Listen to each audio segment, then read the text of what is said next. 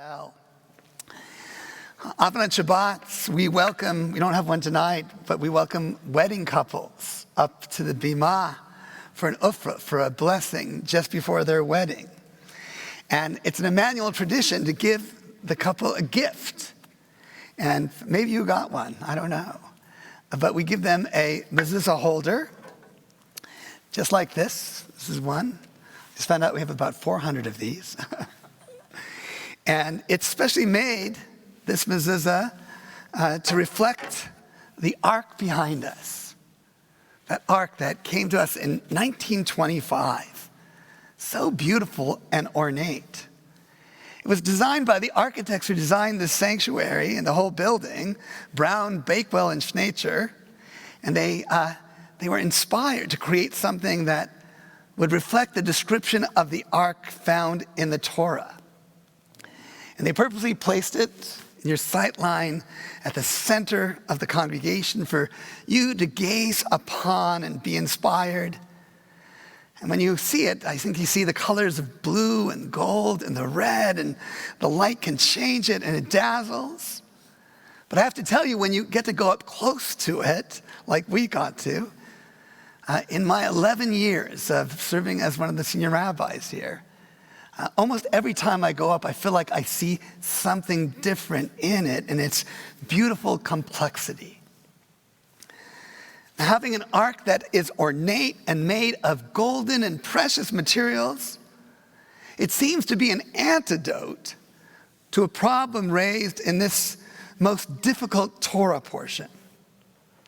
For it's in this week's Parsha, Ki Tisa, that very human desire to have some form of confirmation of God's presence is pushed to the fore in a challenge to the genius of Judaism that was being framed by Moshe Rabbeinu.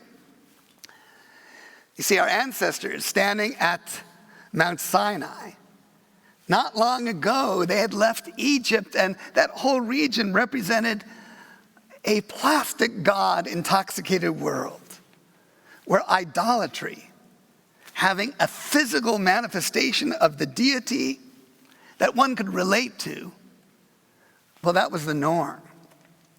Any of you been to the Egypt wing and the Met in New York City? You see all those idols.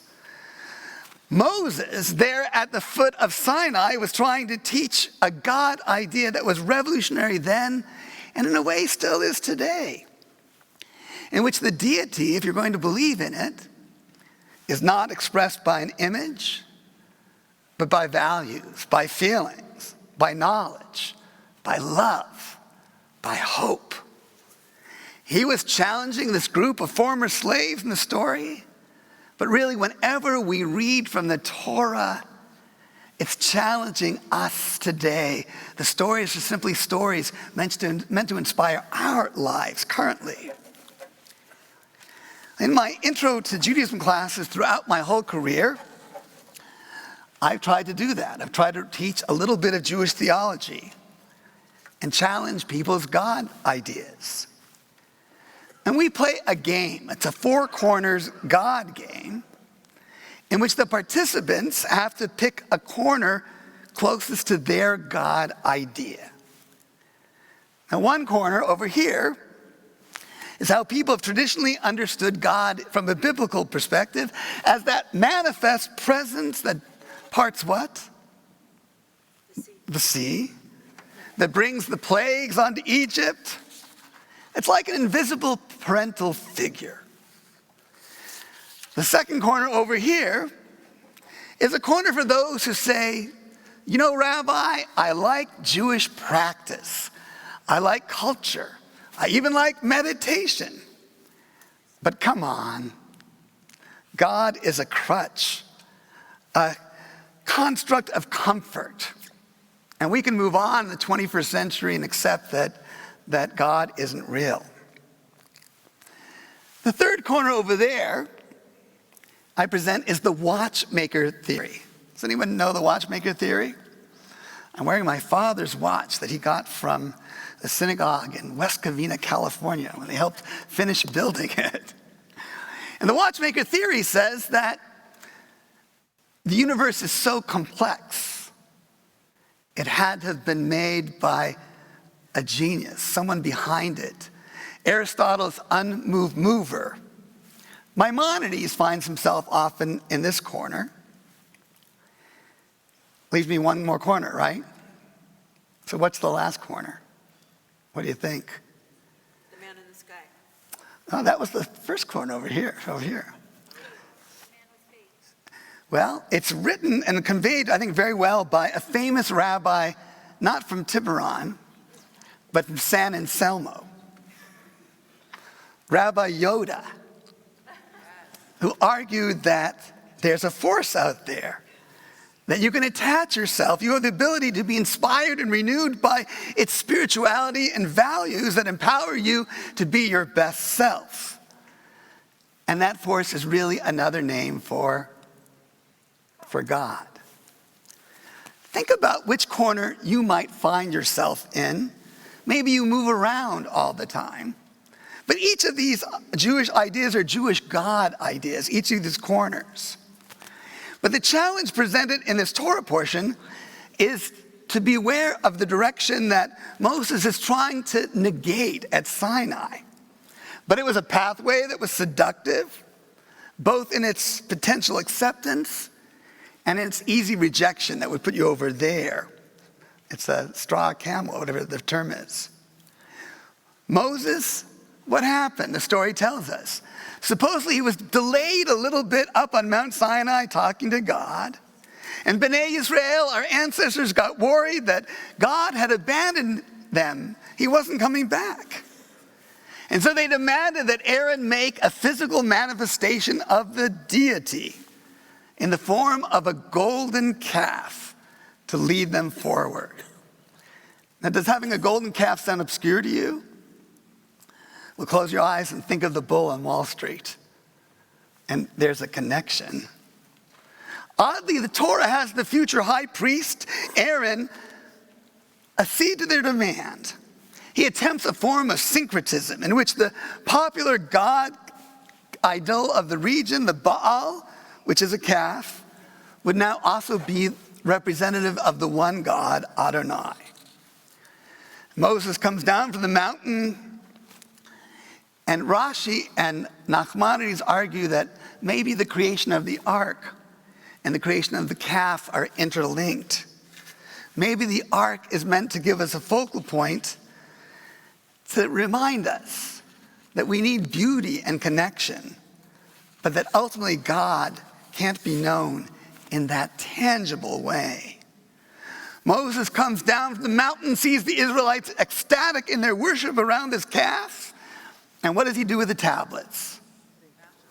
He breaks them, either out of complete frustration or out of a recognition that the holy couldn't be maintained in the presence of such bad behavior. One of the commentators says that as he came down, the letters fled off the tablets. Well, at the end of the story, there's a lot of tshuva, and people ask forgiveness. And Moses returns to the mountain, and what does he do? He carves a new set of tablets. But even Moses struggles with his God idea. If you struggle with yours, you're not alone. At the very last moment, he asks God, "Can I see you?" And God, in a gentle way, responds to the story to Moses. "You cannot see my face, but you can see what? You can see my back. You can see my presence in the goodness, in the compassion, in the wonder, in the blessing in the world, if you will look for it." So perhaps that ark is a compromise, a recognition that we need to see something beautiful to inspire us, but then have the clarity that when we open it up, it's ultimately a beautiful ornate bookshelf with a Torah inside it. Maybe it's reminding us in its portability that the holy can be taken with us and found anywhere. if we'll seek it in the values, in the blessing, and the hope of what we can do with our lives. Moses places the tablets that he carved anew, this time with God's speaking it. There's a mutuality. The first one was carved only by God, and he puts them in there. What happens to the broken tablets? They go in as well. We carry the brokenness and the hope for wholeness together. We reach out to be inspired. And maybe, just maybe, this tradition and other beautiful traditions like it can help us see a deeper way of being in the world. A challenge of Judaism is to be inspired by that beauty and that wonder and to keep looking for that holy in the everyday. And maybe the movable feast of the Torah in that library shelf can guide us and realize that God's presence is always waiting for you to recognize it. Shabbat shalom. Shabbat shalom.